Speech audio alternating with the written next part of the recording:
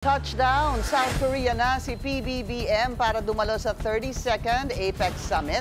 Ilan sa target talakayan ng Pangulo ang pagpapahusay sa digital services. Narito ang agenda report ni Ivy Reyes live mula sa Busan, South Korea. Ivy. Pinky, kabababala ng Philippine delegation dito sa South Korea para sa 32nd Asia-Pacific Economic Cooperation o APEC. At dumiretso si Pangulong Bongbong Marcos dito sa Busan para kitain ang Filipino community.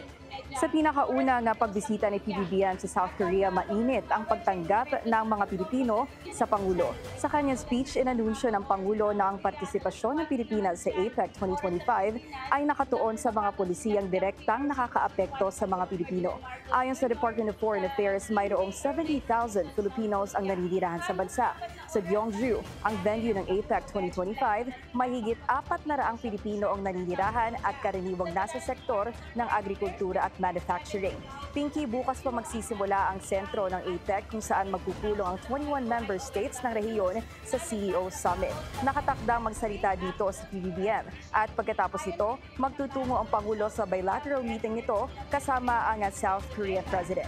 Pero ngayong araw bukod sa ito ang unang pagbisita ni PBBM sa SOCOR, highlight din ang pagkikita ni US President Donald Trump at Chinese President Xi Jinping. Nagbunga ng isang trade deal ang pagpupulong ng dalawang leader dahil down by 10% ang ipinapataw na taripa ng Estados Unidos sa China.